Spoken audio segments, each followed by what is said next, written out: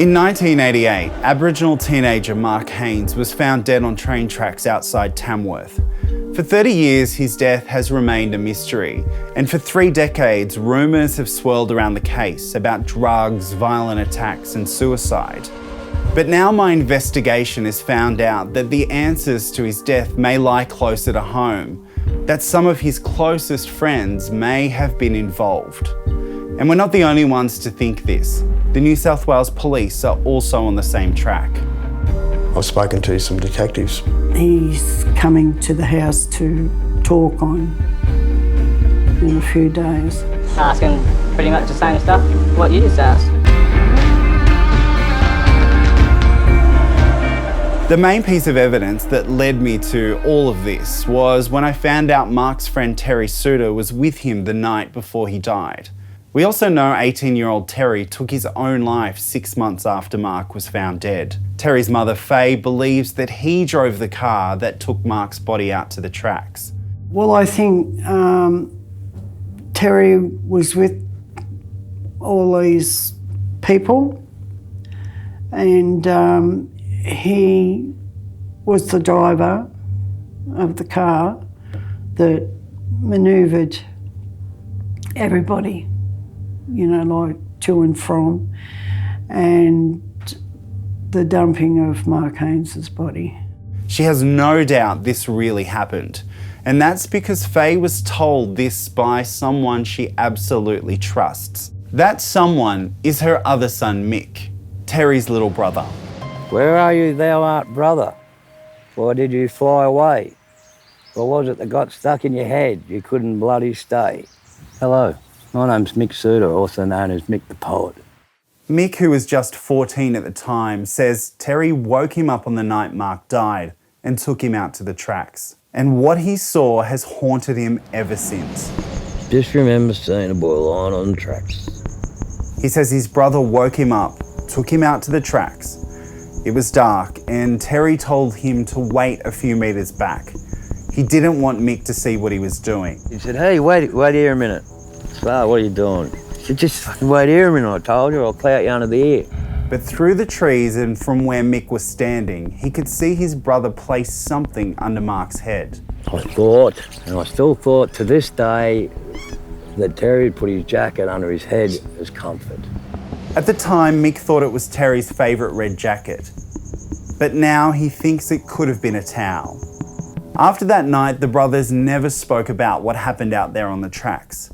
And 6 months later, Terry took his own life. We know that when Mark was found dead, a crashed Tirana was found nearby.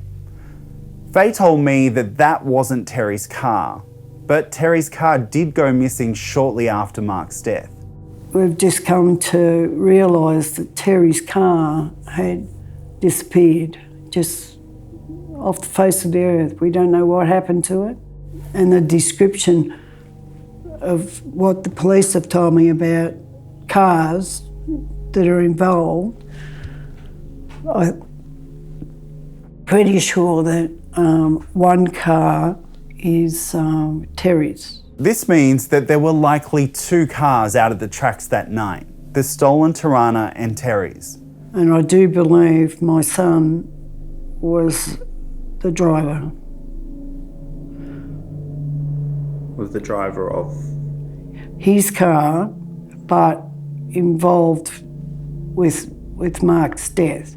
Earlier this year, while I was in Tamworth, I found out that the police had been given a tip-off that Terry's car might have been dumped in a waterhole. The place is called Rocky Waterhole. It's just outside Tamworth. We know Mark had major blood loss from injuries he sustained the night he died, but there was hardly any blood at the scene where he was found. Just a small spot of blood about the size of a 50-cent coin. So could Mark's blood be in Terry's car? Mark's Uncle Duck tells me that the waterhole would be a perfect place to get rid of evidence. And it was commonly known as a dumping ground for stolen cars back in the 1980s.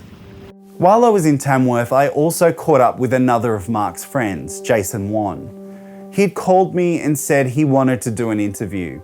that he had something he wanted to get off his chest. He started telling me that it was something that happened back in the 90s, and it involved another of Mark's mates. She said that had gotten drunk, had become very emotional, and had told her that he was there the night that Mark was dead, and that he'd placed Mark's body on the tracks. And put Mark's body on the train track? Yeah, and put a box over him. And put a box over him? Yeah, that's what he said. We've beeped out his name for legal reasons, and we'll also just call him Greg. We tracked down the woman who told this to Jason all those years ago, and she confirmed everything. At her request, we're not revealing her name. Jason said they went to the authorities straight away. We decided the best course of action was to contact Crime Stoppers, which we did that night. So I remember calling Crime Stoppers and telling them that. Apparently there's no record of that phone call, though. I've spoken to some detectives in recent months that state that they have no record of that phone call being made. When I found out about Greg's alleged confession, it made me think of a piece of information I'd known about for a long time. Greg had a link to that stolen Tirana crash near Mark's body. In fact, it was owned by Greg's boss at the time. I also knew that Greg was out with Mark the night before he died at Domino's nightclub. Eventually, I tracked Greg down and he agreed to an interview. Do you remember the night before, when you met up with Mark? No, I don't remember that really at all. I've actually read back over my police statement. I can't remember any of where it says we went to a different club earlier in the night and then walked over the street and blah, blah, blah, whatever it was, but that could have been any given night. So. And there are some people who have told me that they think you were involved in Mark's death. Have you heard that? No, I haven't heard that, but people can think what they want. I know the truth, I wasn't there, so. Yeah. You weren't out there on the train tracks that night? No, absolutely not. So I'll just ask you one last time. Did you have anything to do with Mark's death? Absolutely not. Were you there on the train tracks when Mark died? Absolutely not. We have a source that says that you had spoken about being out there. What do you say? Absolute lie. If I knew something, I would 100%. Yeah. I can tell you, of course. Right?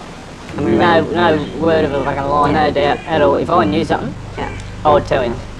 We don't know how Mark died, and we're not suggesting that anyone intentionally harmed him. Greg strongly denies every one of the allegations. He says he can barely remember the night because it was so long ago. Someone's not telling the truth. Because of this investigation and the work done by Mark's family, Mark's case now has a detective working on it full time.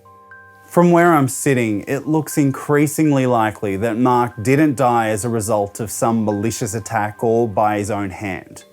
But in a tragic twist, he died after being injured in a car accident, after joyriding with a bunch of his mates.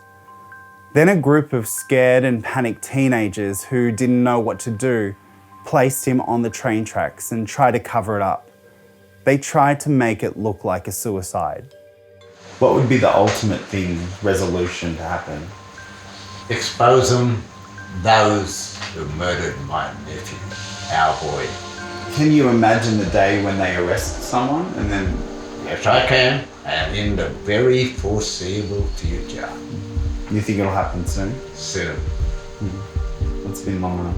Yes, but I've got time. Time is on my side, not theirs. No, it's not me who needs to look over my shoulder.